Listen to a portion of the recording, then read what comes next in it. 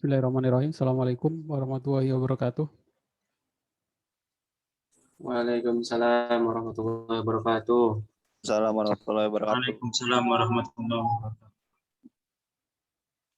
Alhamdulillah di malam hari ini tanggal 7 Juni 2021 kita bertemu lagi di mata kuliah Sistem Basis Data pertemuan ke-11 ya. Pertemuan ke-11. Untuk ke UAS-nya tinggal 12, 13, 14, 15. 4 pertemuan lagi ya. 4 pertemuan lagi nggak terasa. Jadi masing-masing sudah introspeksi diri ya, dari 11 pertemuan itu sudah kira-kira belajar apa saja yang saya dapat, saya implementasikan, dan kira-kira yang masih kurang dipahami itu apa, kalian bisa dengan cara ya introspeksi diri apa saja yang kurang, nanti kalian bisa tanyakan ke saya. Jadi nanti jangan seperti orang-orang yang mahasiswa lain yang udah 4 tahun, 8 semester, mau ngambil tugas akhir, skripsi, masih bingung mengerjakan apa ya. Itu kan aneh, maksudnya selama 8 semester 4 tahun itu yang dipelajari apa saja itu ya. Harusnya kalau setiap kuliah dia ambil ilmunya, saya belajar ini, materi ini, teori ini, rumus ini, harusnya saya fokusnya ke sana, ke sini, sini, sini, mau buat tugas akhir tentang ini, harusnya udah ada pandangan ya. Jadi kalau masih belum ada pandangan ya tentukan dari sekarang apa yang akan kalian fokuskan dan apa yang akan kalian kerjakan. Jangan nanti di tugas akhir hanya buat sistem, hanya buat aplikasi yang create update delete saja, yaitu kelasnya bukan tugas akhir ya. Karena masih banyak yang datang ke saya untuk bimbingan skripsi buat apa, sistem penjualan atau buat sistem apa biasanya penjualan terus toko online. Nah, itu kan cuma create update delete. Kelasnya itu kalau S1 sih itu kayak gitu, kelasnya cuma tugas kuliah ya, tugas akhir ya.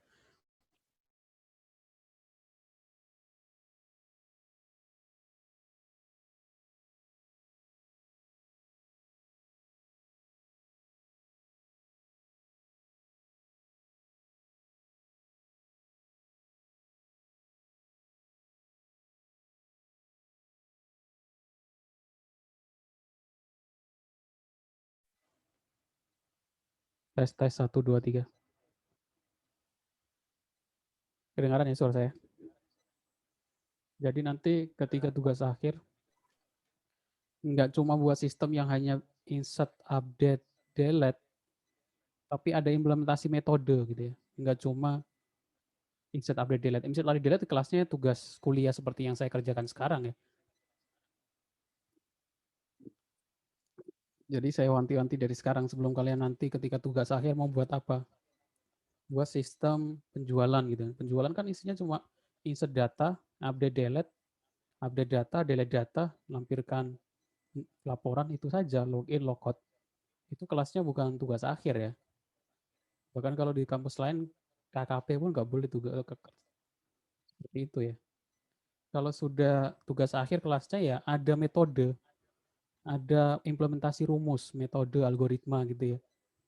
Kalau penjualan ya ada sistem pendukung keputusannya, metode, makanya kalau barang, sistem yang bisa mengklasifikasikan barang. Kalau stok barang, bisa yang bisa memprediksi stok. Ya, itu kan ada implementasi metode datanya. Ada rumus yang diimplementasikan gitu ya. Seperti itu. Jadi nggak cuma buat sistem, tapi ada metode atau rumus yang diimplementasikan. Rumus dan implementasikan dicari di mana? Ya cari dari metode penelitian-penelitian orang lain atau skripsi orang lain ya. Ada itu sistem pendukung keputusan atau data mining, ngolah data, ide klasifikasi, clustering, dan lain sebagainya. Itu kalau kalian dibuat sistem. Kalau bikin yang di pengolah citra atau image processing ya, buat sistem ya bisa deteksi barang, deteksi bunga, atau deteksi wajah, jadikan password, atau deteksi, yaitu image processing, ada banyak yang bisa dipakai. Atau audio processing dan lain sebagainya. Jadi saya harap seperti itu nanti. Nah, di pertemuan hari ini kita akan bahas tentang melanjutkan tugas yang sebelumnya. Tugas yang sebelumnya itu kan tentang mengkoneksikan data. Kemarin kita sudah belajar tentang bagaimana mengkoneksikan database. Bentar. Saya lihat dulu yang sudah mengumpulkan tugasnya. Jadi kemarin kita sudah belajar, kalau minggu kemarin itu kan untuk intermezzo aja ya, bagaimana mengenal tentang Git. Jadi kalau ada yang masih belum tahu tentang Git, saya jelaskan dulu ya, Git itu gunanya untuk apa. Git itu aplikasi version control. Sebelum ada Git kan orang bingung. Saya berada di Bekasi, teman saya berada di Surabaya atau di Semarang gitu ya. Kita 3 orang pengen ngerjain project bareng atau ngerjain program bareng. Programnya kan cuma satu ya, satu file gitu ya. Saya ngerjain bagian login, ini bagian proses, ini bagian pendaftaran atau bagian lain-lain ya. Ya kalau kita kerjakan sama-sama, nanti kan akan rancu ya, ke bagaimana menjadikan satunya akan ribet gitu ya.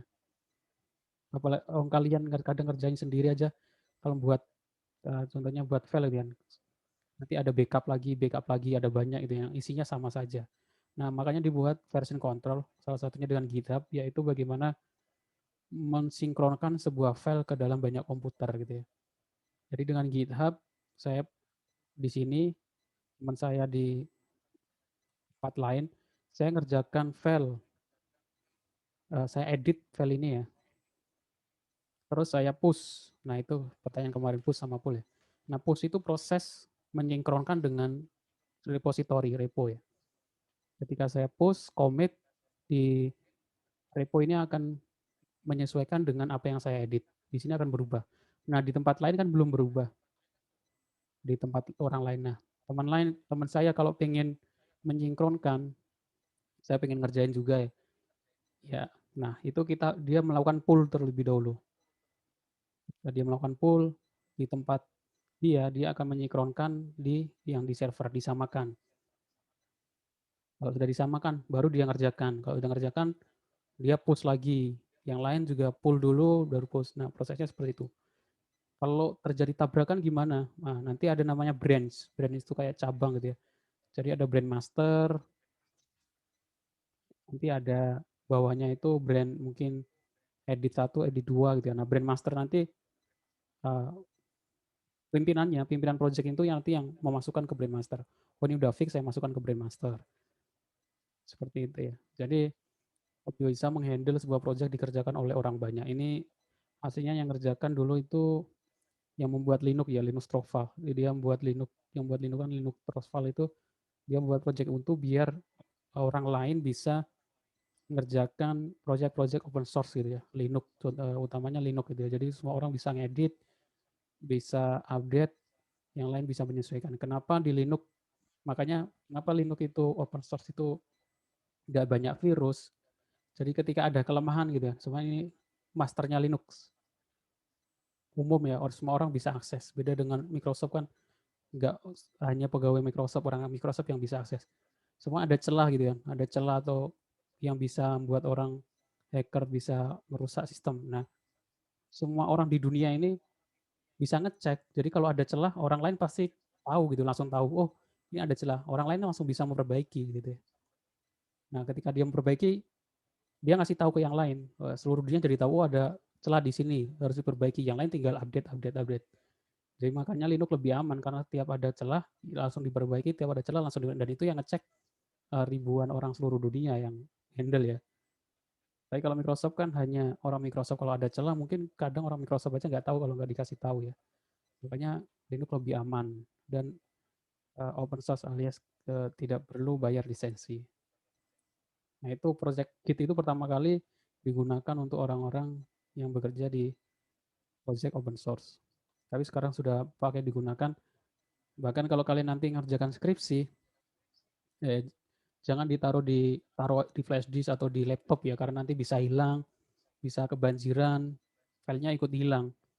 Jadi saya sarankan dari sekarang kalau ngerjain skripsi, entah nggak perlu skripsi, file-file yang penting itu kalian taruh di repository, entah itu mungkin di Google Drive atau di GitHub, kalau aplikasi ya di GitHub ya. Biar nanti kalau hilang atau apapun terjadi, masih ada backup-nya. Nggak ikut hilang datanya. Itu penjelasan materi tentang kemarin, tentang Git. Sekarang saya masuk ke materi tentang melanjutkan create, update, delete. Kemarin kita sudah belajar koneksi ya. Oh iya, saya buka dulu tugas yang sudah ngumpulkan.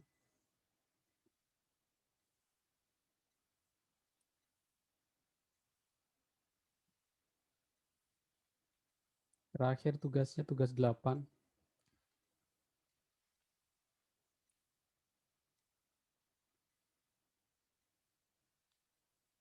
Tugas 8 terakhir itu kalian pilih satu studi kasus ya, terus kalian buat koneksinya, tampilkan datanya. Contoh ini punya siapa? Ini baru ngumpulkan tadi ya. Nggak ada filenya ya. Cuma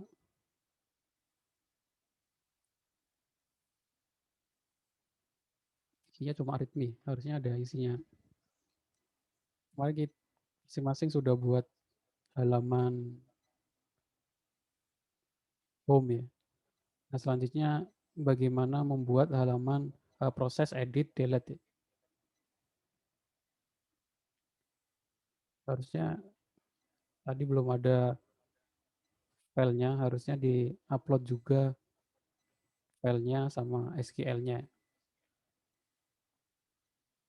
Contohnya, nah kemarin sudah saya jelaskan bagaimana menampilkan data dari database menggunakan PHP. Sekarang selanjutnya adalah bagaimana menginsert data, menambah data yang ada di sini, mengedit dan mendelete-nya bukan lewat dari PHP MyAdmin atau dari command prompt, tapi dari browser ya. Kita buat sistem untuk bisa insert, update, delete data. Linknya atau contoh shortcut-nya sudah saya upload di e-kampus. Masing-masing bisa coba dulu, bisa download dulu.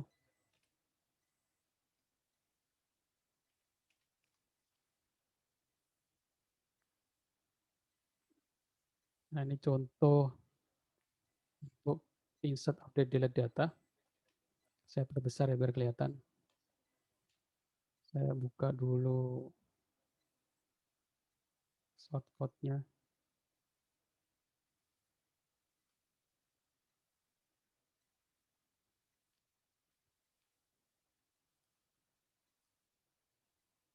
Kita mulai dari halaman indeks dulu ya.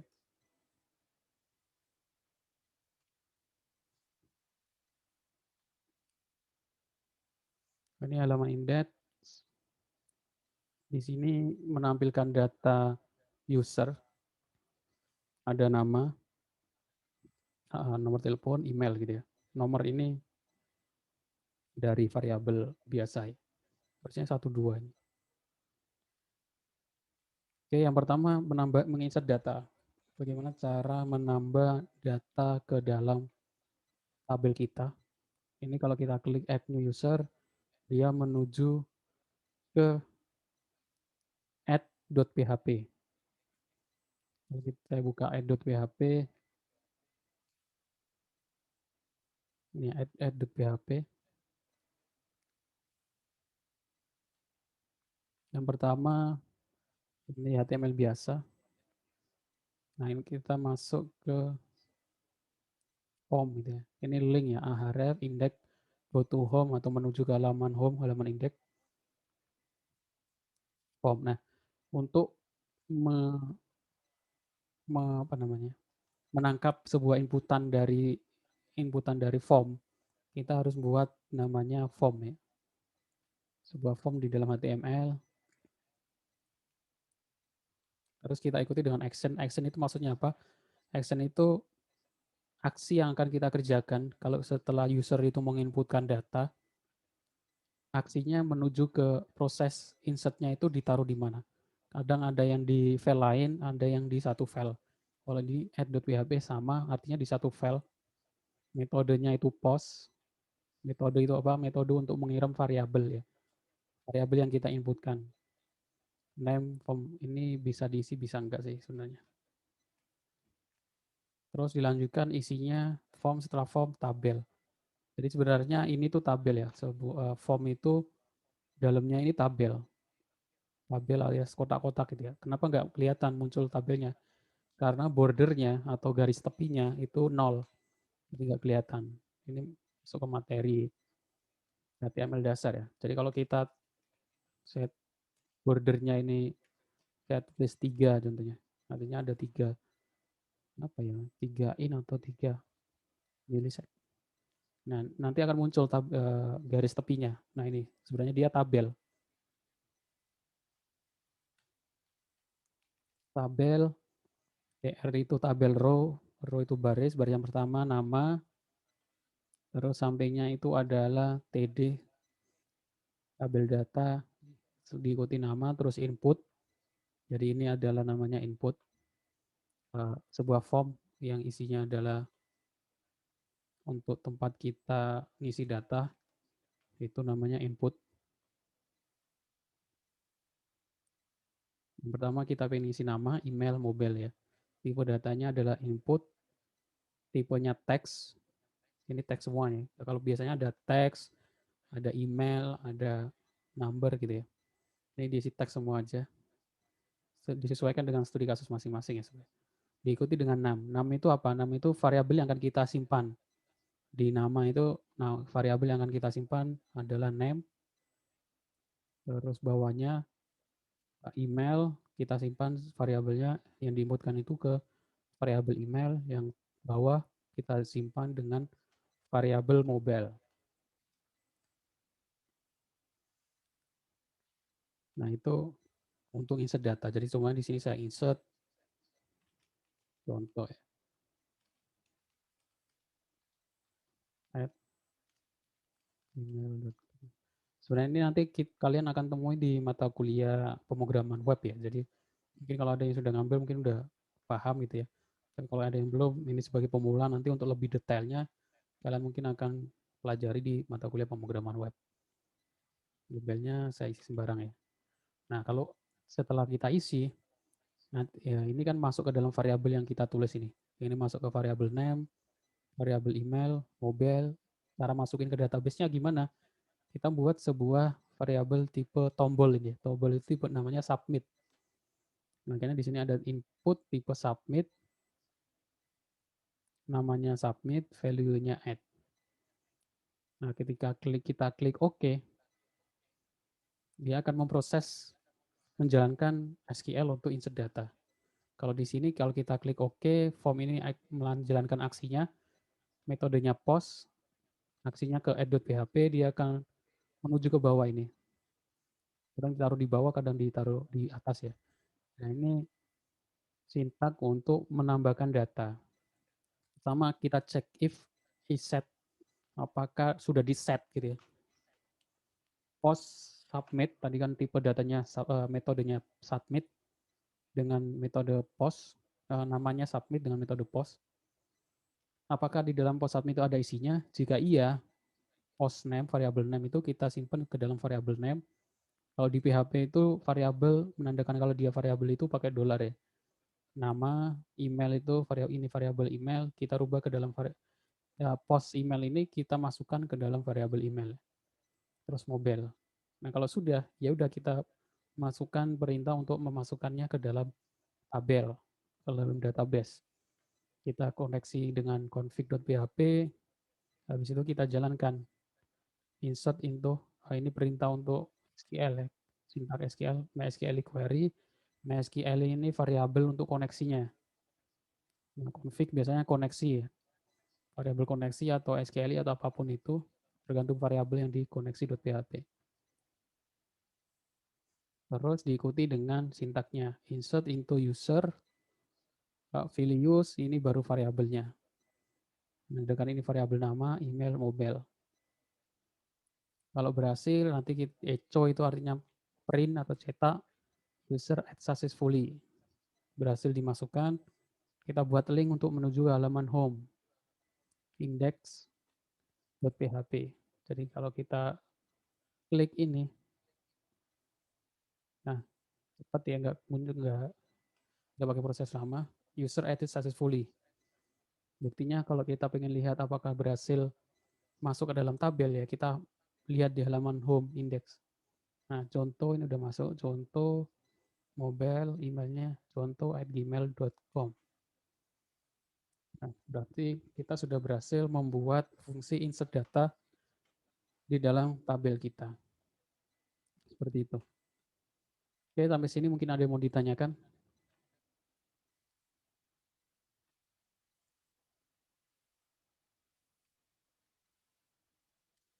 Pak izin live, izin masuk kerja. Nah, kalau sudah insert, selanjutnya tinggal edit sama delete ya. Tinggal edit sama delete. Nah, edit ini hampir mirip seperti add user. Kalau add user ini kan kita tambahkan data baru ya, nggak isinya kosong.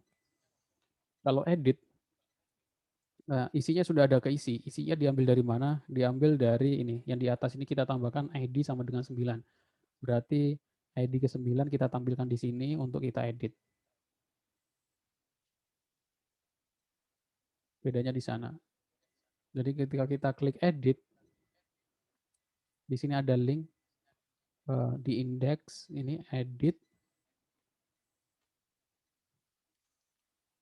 Linknya adalah edit.php id sama dengan user data id, yaitu primary key biasanya yang dijadiin.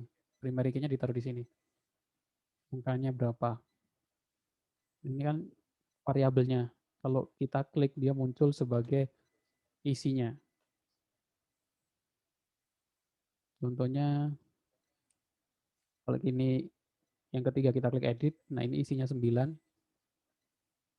Kalau atasnya kita edit, nah isinya 8 gitu ya. Setelah klik edit, dia menuju edit.php, kita buka edit.php. Nah, edit.php sama seperti tadi, cuma diisi datanya. Nah, bagaimana cara mengambil data ID 9 ini? Caranya adalah dengan menggunakan perintah ini, get ID. Get diikuti dengan variabel yang ada di URL itu apa? Karena variabel ini ada tulis, sebenarnya di sini ada displaying selected user data based on ID, getting ID from URL. Karena URL ini adalah sama ID sama dengan 9, ya get-nya berarti get ID, kita masukkan ke dalam variabel ID. Kalau kita sudah mendapatkan variabel ID, ya kita bisa menampilkan username, user, email, sama mobilenya ya. Dengan perintah select from user where ID sama dengan variabel ID. Terus itu kita kita masukkan ke dalam dalam variabel dulu. Namanya kita masukkan ke name, email, mobile. Habis itu kita baru masuk ke dalam formnya, diikuti dengan value. Jadi kalau tadi yang kosong itu nggak ada value-nya ya. Ini value-nya adalah PHP echo variable name. Artinya kita cetak isi dari variable name. Makanya kalau di sini ada isinya variabelnya. Jadi ada isinya, sudah ada isinya. Nah, setelahnya prosesnya sama dengan insert tadi. Kita klik submit. Nah, nanti ini post tipenya tadi kan submit, ini update. Karena ini submit, name-nya adalah update. Post update, isinya apa saja, post ID sama dengan ID, nama, mobile, email. Terus ya udah. Kita masukkan ke dalam query SQL, update, user, perintah, ini perintah update ya. Berarti update user yang sudah kita pelajari sebelumnya. User set nama sama dengan nama, email sama dengan email, mobile sama dengan mobile. Where ID sama dengan ID. Kalau sudah, nah ini kita langsung ini menggunakan header location index to web, index.php, artinya langsung diarahkan ke dalam index, redirect ke halaman index. Saya kasih contoh, Jadi langsung menuju halaman indeks ya, nggak seperti yang tadi. Contohnya ini saya edit menjadi contoh 1, 2, 3. Ketika klik update, dia langsung menuju ke halaman indeks. Nah, ini namanya sudah berubah. Tadi contoh, sekarang sudah berubah menjadi contoh 1, 2, 3. Ini untuk proses editnya. Kalau kita saya kembalikan lagi, editnya saya hapus, contohnya menjadi contoh saja, 1, 2, 3-nya saya hapus, atau mobilnya saya ganti, kita klik update. Nah, dia akan berubah. Kalau nggak berubah berarti ada yang salah dengan sintak kita. Oke, sampai sini mungkin ada yang mau ditanyakan. Nah, tugasnya nanti tinggal mengimplementasikan masing-masing untuk menambahkan ini aja ya, edit delete sama menambahkan data. Seperti itu.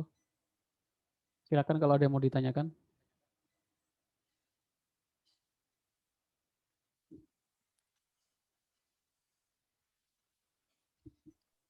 Pak, itu untuk penomorannya itu nggak auto enrollment apa gimana, Pak?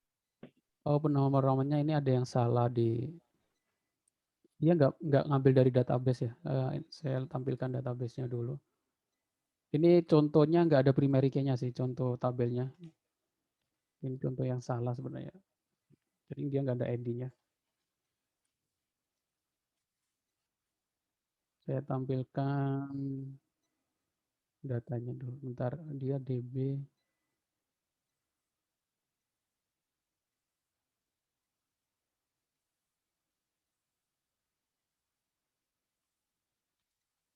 ID ya. Harusnya ini dia nggak pakai nomor. Tapi ID user.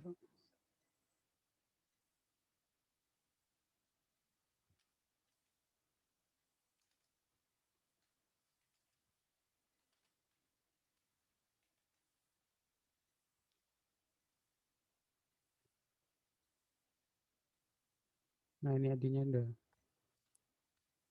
seperti itu ya. Nah, ini kan ID ini ada yang ke delete otomatis nggak urut ya. Kadang kita pakai nomor variabel biasa di sini, nomor plus plus ya, nomor tambah satu, ada yang bisa seperti itu. Oke, yang lain mungkin ada yang mau ditanyakan, silakan. Terus edit delete juga kalau nanti sudah pakai CSS dan template, mungkin edit delete-nya nggak pakai teks seperti ini ya, tapi pakai icon biasanya, icon edit, icon delete. Nanti di pertemuan selanjutnya kita akan bahas tentang implementasikan bagaimana menambahkan CSS, mengimplementasikan dalam template admin ya, template dashboard biar lebih menarik gitu ya. Ya biasanya kan truth seperti ini, edit delete-nya biasanya nggak dalam bentuk teks, tapi dalam bentuk icon seperti ini. Nomornya juga ini nomor urut, bukan dari database, tapi nomornya biasanya sudah di variabel PHP. Yang lain mungkin ada yang mau ditanyakan? Biasanya pakai CSS itu apa? CSS itu untuk mempercantik tampilannya. Bootstrap itu adalah framework CSS. Framework CSS itu jadi daripada kita nulis satu-satu dari awal dengan framework kita tinggal taruh aja, terus kita tinggal panggil-panggil library sama seperti library gitu ya, atau fungsi. Nah, selanjutnya tinggal delete. Delete terakhir sangat mudah ya. Untuk delete ini harusnya nggak ada masalah. Delete itu kalau kita contohnya ini saya klik delete, dia akan menuju ke delete.php dengan ID sekian, habis itu masukkan query delete di dalam file tersebut. Ya, delete ya udah tinggal delete, dia akan redirect lagi ke halaman home. Jadi kalau kita klik delete ini, dia akan menuju ke delete.php, ID diikuti dengan primary key-nya,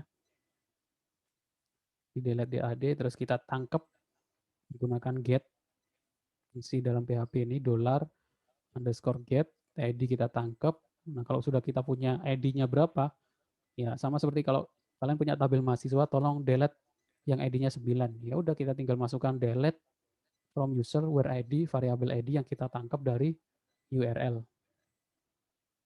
Oke, kalau sudah ini redirect ya. Jadi biar balik lagi ke halaman index.php dengan fungsi header baris tutup kurung location filenya di mana. Seperti itu. Jadi delete lebih mudah. Kalau header location-nya nggak ada, ini sebenarnya saya komen, dia nggak menuju ke halaman home, dia akan tetap di halaman delete. Soalnya di nomor 8 ini saya delete, nah dia akan berhenti di sini, nggak ada tampilan apa-apa. Di sini ada ID 8, isinya di sini itu adalah perintah delete.php. Karena sintaknya adalah PHP, dia nggak muncul di dalam browser. Kalau saya tambahkan lagi header location-nya, dia baru mengarah ke home. Jadi di PHP itu ini artinya komentar ya, garis miring 2 kali, nggak dibaca atau nggak dijalankan. Nah, seperti itu. Harusnya nggak ada masalah untuk insert, update, delete. Ya udah, intinya program cuma itu ya, insert, update, delete, buat laporan, buat login, buat halaman login, logout, udah itu aja. Jadi kalau ada yang mau skripsi tentang buat sistem penjualan dan lainnya, harusnya enggak bukan ini ya, bukan kelasnya tugas akhir skripsi, hanya buat seperti itu ya. Oke, ada yang mau ditanyakan? Silakan kalau ada yang mau ditanyakan.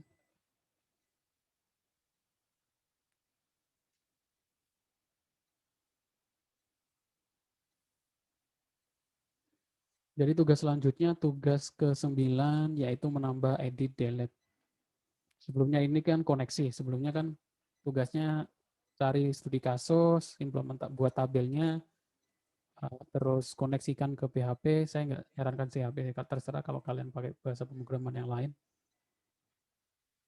Ya, tinggal habis itu buat repositori baru ya. Yang tugas 8 ini biarkan kalian buat repositori baru tugas 9. Jadi ini biar diedit, jangan diedit. Biar saya bisa lihat lagi ya. Ini kan contoh sebelumnya. Kalau sudah bisa buat ini kan belum ada edit delete-nya nih ya. Ya, tinggal tambahkan edit delete.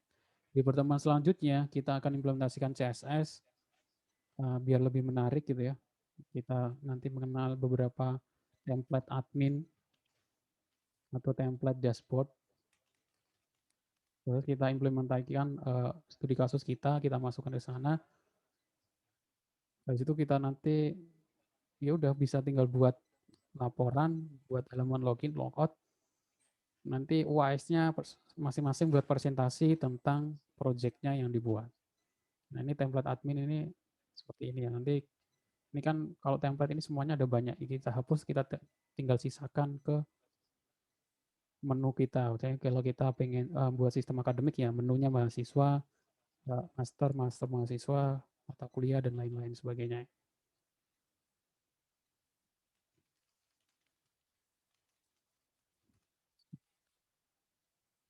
Yang penting bisa insert, update, delete. Ya kalau sederhana ya seperti ini ya. Kalau agak rumit mungkin sistemnya akan menunya ada banyak ya, tabelnya ada. Kalau cuma kayak perpustakaan ya mahasiswa, buku, pinjaman gitu, transaksi. Seperti itu. Oke, yang lain mungkin ada yang mau ditanyakan?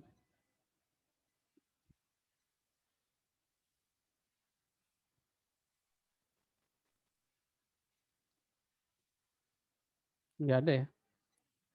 Cukup? Nggak ada yang ditanyakan?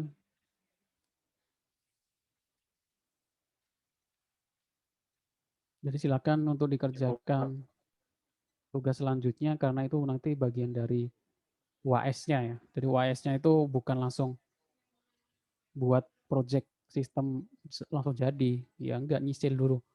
Dan ini sekarang itu create, update, delete, nanti buat halaman laporan, nanti kita bisa buat sistem yang bisa backup data dan restore data. Yang terakhir kalau baru buat login logout. Kalau udah selesai nanti UAS kan, UAS 4 pertemuan lagi saya kira cukup, masing-masing buat presentasi dalam bentuk video. Presentasikan proyeknya masing-masing. Seperti itu ya. Sederhana nggak apa-apa, yang penting bisa jalan. Masalah tampilan dan lain nggak masuk hitungan. Seperti itu. Oke, kalau nggak ada yang ditanyakan, saya cukupkan pertemuan kita hari ini. Terima kasih untuk yang sudah datang, yang belum bisa ikut nanti tinggal lihat rekaman perkuliahannya. Tadi nggak ada ceritanya ketinggalan perkuliahan atau nggak tahu tugas atau nggak tahu info, karena setiap pertemuan saya usahakan saya rekam, kecuali kalau lupaan ya. Oke, terima kasih. Saya akhiri. Saya mohon maaf kalau ada salah kata. Assalamualaikum warahmatullahi wabarakatuh. Waalaikumsalam warahmatullahi